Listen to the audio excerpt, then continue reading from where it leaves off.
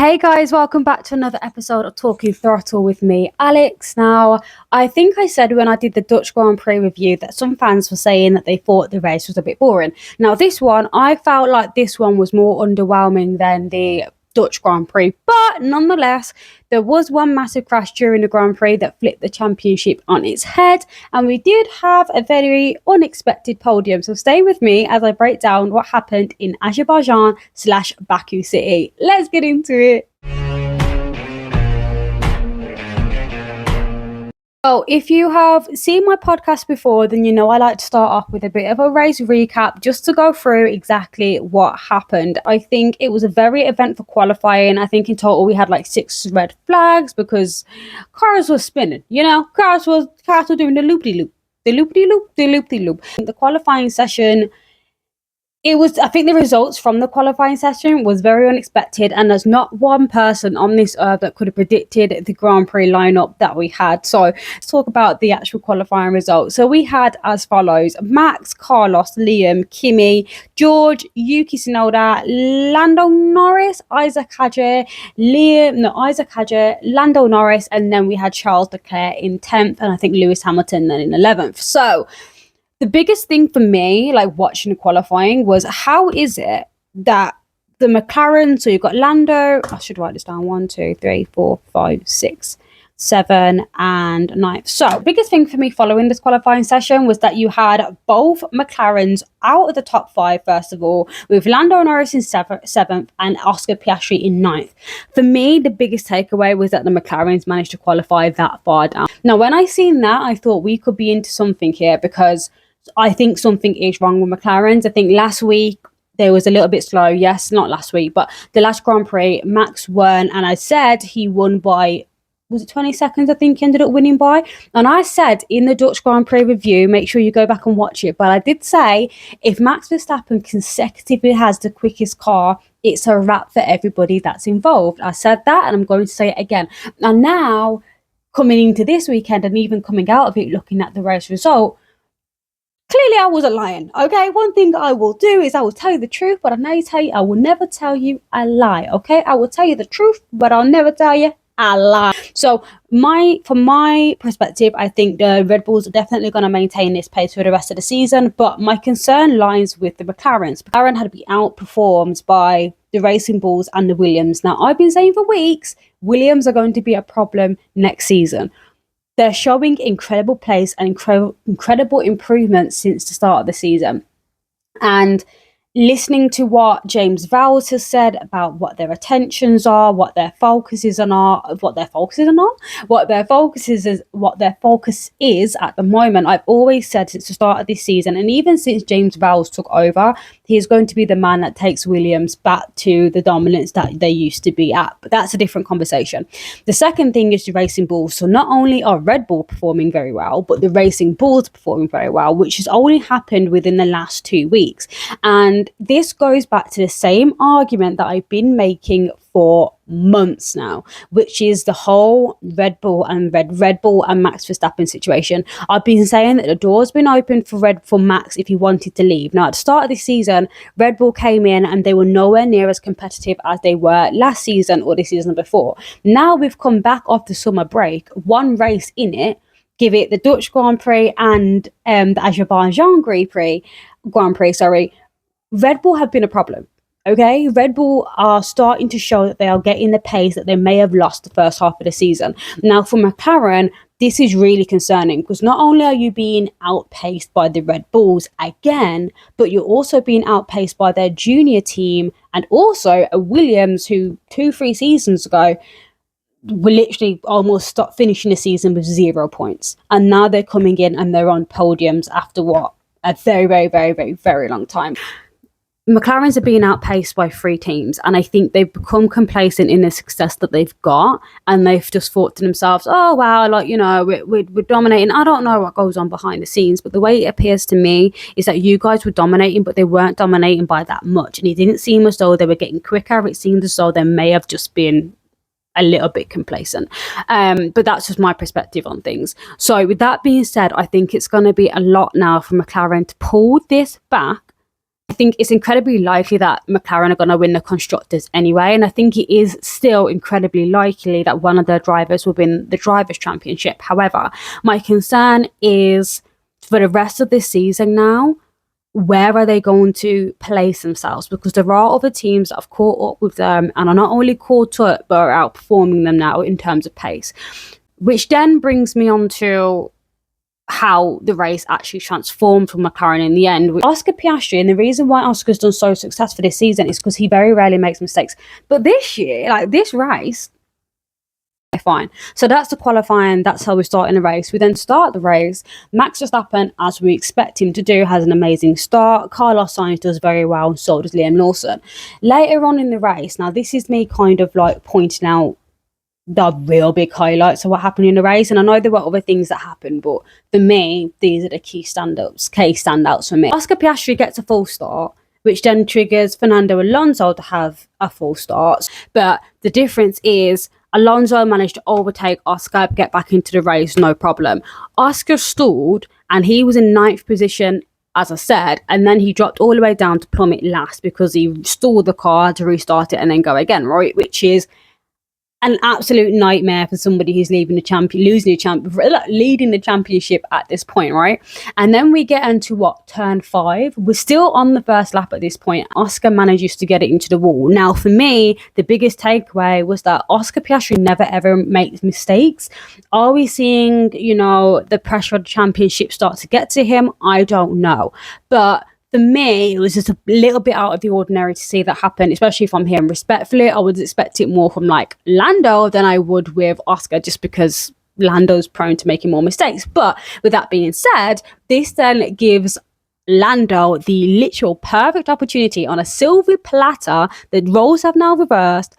You need to get back the points that you lost when you had your DNF. Did he do that? No, he didn't, because he manages to finish like 6th. Oscar Piastri, he's out. He's had his issues, but Lando did not have the pace to keep up with Yuki Tsunoda. I guess towards the end of the race, it was incredibly close. Okay, fine. But there's no way a driver in a championship-winning car for a championship-winning team to be outperformed by not a Red Bull, but a junior Red Bull. Go on to the rest of the race and how it basically finished. So, with that being said, it did come down to strategy in the end. I think a lot of people were focusing solely on being able to undercut the people behind them, because really and truly it was all coming down to how people wanted to pit. I think a lot of drivers started off maybe on medium tyres and then went on to the hards, whereas some started on hards and then went on to mediums, which I thought was a brilliant type of strategy. I think it worked really well for Ferraris, but in the end there wasn't enough laps and they just didn't have enough time to let that place go through. Anyway, so I think for me personally, like that's why I think the race felt a little bit slow, just because it all kind of came down to when people were pitting, but then also like even towards the end when there was like a DRS train, and I think it was from like maybe, I can't remember who it was started from, but I think Norris was there, Yuki was there, Lando was there, Lando was there, actually. Charles Leclerc was there, and then Lewis Hamilton was there as well. Even with that DRS train towards the end, it didn't seem like there was much to kind of come from that. It almost felt like everybody was just following the leader at that point. The race kind of ended with Max Verstappen winning, but not just Max Verstappen winning. I said this last week, and I'm going to say it again, but Max Verstappen won the race by 12 seconds in the end, but I'm sure at one point just before he went into the pits, he managed to gain a 32-second lead on Carlos Sainz. 32 seconds before he went into the pits. I said it last week and I'm going to say it again. You give Max Verstappen that car, watch him run with it, and evidently that's what we've seen happen this weekend. And as much as Max isn't saying it in the post-race interviews, we are watching the return of Red Bull. Red Bull are back. Not only are Red Bull back with Max, but Yuki Tsunoda did an incredible performance to get that car into 6th. And I've also been saying for the past couple of weeks that there is a second Red Bull's curse and there is a curse on that Red Bull seat. But it almost feels like, take Max Verstappen aside, the people at Red Bulls, like the CEOs, and that's both Red Bulls and Racing Bulls, it's almost like grabbed Yuki, grabbed Isaac, grabbed Liam, and grabbed whoever the hell else could get into that second Red Bull seat next year. I think they all sat down and said, look, if you want this seat, you're going to have to fight for it. Because what I did take away from this weekend is Yuki Tsunoda and Liam Lawson, and I would also throw Isaac in there as well. That was some of the best racing we've seen from them this season, because they had a fire lit up their ass. Liam did incredibly well to get P3 in qualifying. Again, really impressive considering it's a junior Red Bull car. But even towards looking at the race result, I mean, yeah, okay, the Mercedes had the pace. The Mercedes got back up there. George did really well to get in second. Williams, so Carlos Sainz did amazing to keep that car in third place and then also keep off Kimi Antonelli. If you want a seat, you're going to have to fight for it. And those drivers were fighting for the headlights. Piastri didn't finish the race, so that left him with 0 points. I think because Lando finished, let's say, I think he finished like 6th or something, and that meant that he only managed to close that gap by like 9 points. So Oscar Piastri is very much still in contention for Drivers' Championship, but fans are saying, oh, if Max continues with this dominance, Max could potentially win the championship. I think that's incredibly unlikely. However, with the performance that McLaren gave today, I am a little bit concerned for their performance throughout the rest of the season, because if Oscar and Lando both underperform and both sit outside the top 5 regularly for the rest of the season, that just gives Max Verstappen a wide open door to go ahead and get as many points as he needs. And I think he's got like a 44 point gap between him and Oscar. I'm not sure. Long story short, McLaren need to put their seatbelts on and seriously buckle up, because not just the Red Bulls, but everybody else is stepping on their necks, breathing down their necks. But you haven't been dominating in a Red Bull Max Verstappen dominating way, because Max will dominate and then he'll have a 20-second gap between him and everybody else behind. But McLaren were dominating, but I think their leads were by like 5 seconds, 10 seconds at a push. The odd occasional distance that was longer than that. Season, I've been saying it's McLaren's game, it's McLaren's season, it's everything for them. But since we've come back up to summer break, I don't know where their pace has gone. I don't know where the McLaren sparkle has disappeared to, but evidently it wasn't in Baku, and I would argue it wasn't in the Dutch, wasn't in the Netherlands either. But here we are. Not the Dutch Grand Prix, sorry, I think it was the Italian Grand Prix I said that actually. Yeah, but either way. I do this every week, week in, week out. I'm having the same conversations, but I have to keep revisiting it because, well, I just have to. Ferrari are up. Let's talk, because as a Ferrari and a Chelsea fan this weekend, it was a little bit. I didn't catch a break. Okay, Saturday we had qualifying. Lewis and Charles didn't qualify well. Lewis didn't get out of Q3. Charles, I think he crashed into the wall in qualifying, so he finished 10th. Fine. Hey, a couple hours later, we then had the Chelsea and Man United game, and I'm thinking, yeah, should be an easy 3 points. We should be okay here. No, we wasn't, and I'm not going to go into it because this is about F1. It's not about football, but long story short, the result was not resulting, okay? So then I came into the race and I'm thinking, Ferrari, please. You've got the pace. You've been saying you've got the pace. You've been showing you've got the pace. Please give me something to live for this weekend. And then, we came into the race, and I will not lie, like Lewis, again, as we've seen him do several times, has done an amazing job at starting 11th and ending up back in the points again. That is something that Lewis has been doing really well this season. Same with Charles, he did really, really well. I think because they had different tyre strategies, I think it worked and it made more sense to put Lewis ahead. I think when Lewis had changed from hard tyres to medium tyres, he managed to get the fastest lap consecutively. So with that being said, I think Ferrari have got the pace. I think their strategy was spot on. I just don't think they were the best. I think they were the best of the rest on this occasion. I think they have made great strides to get quicker and to get better, which is good. But I think teams like Williams, Racing Bulls, I'd even say that Aston Martins, they weren't up there this weekend, but I'd also say them as well. They're picking up the pace a lot quicker than Ferrari are picking up the pace. It's all good and well you getting faster and faster, but if there's other teams beside you that are also doing the same thing, it's a bit of a sticky one. It's a bit of a sticky one. But I think for Ferrari, the focus should just be seeing out the season. I reckon Singapore is always a good race, but Singapore's an amazing race, but seeing what's just happened in Baku, I think it's going to be just as competitive for the Ferraris in Singapore as it has been this weekend. So I don't expect nothing crazy from them. It's just at this point, I don't know what it is. I don't know if it's just bad luck. I don't know if it's because I don't think it's strategy anymore, and I definitely don't think it's the car, because I think both of these two things have been fixed. But yeah, it may just be a curse. It may just be the Ferrari curse itself. It is what it is. We've got the result that we've got. We're going to move on to next week, focus on next week, and hopefully we can do a lot better there. But it is becoming like week in, week out now. I'm starting to talk about Ferrari, and I'm like, oh, God, here we go. I've got to come on the podcast and talk about them again. But it is what it is. Let's just hope that Ferrari actually like pick it up, and I don't have to make these ranting videos, and I don't have to complain about them every week, because it's starting to feel like that now. But that's okay. That's okay. Also, the other thing I wanted to speak about just before I go is, I know I've touched on the Racing Bulls, and I feel like somebody higher up in Racing Bulls has basically said, if you guys want a seat next year, you're gonna have to fight for it. Now, Liam outperformed Yuki in the junior car, but I do want to know how pleased I am and how pleased I was to see Yuki Tsunoda get sixth in that Red Bull. I'm like, thank God.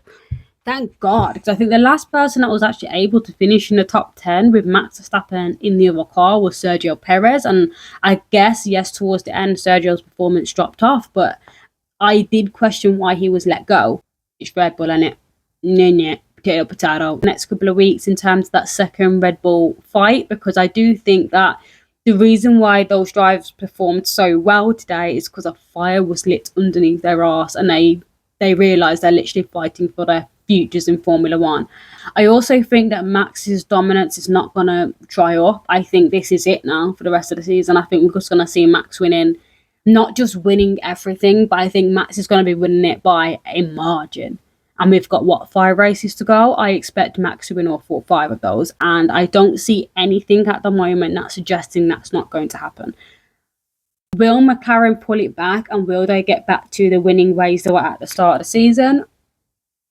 I don't think they are, because I think they're going backwards rather than forwards at the moment. But we've got 2 weeks until Singapore. In Singapore, it's hot. I think it's like 40 degrees. I want to say 40, but I could be wrong. That's an eventful race, and that also puts pressure on the drivers, more pressure than they would normally do, which is why I think the drivers who don't handle pressure well, they're the ones that you're going to see make the mistakes. And this is going to come down to making mistakes and how confident can you be in those conditions, because it's bad enough to race around an F1 car, but can you survive an F1 car in Singapore? Now, that's the question that we will get the answer to in 2 weeks' time. Anyway, if you haven't already, make sure you like, comment, and subscribe onto my channel, because I'm posting here every week. Every little bit counts. And then, if you're on Spotify, make sure, if you can you leave me a good few stars, please?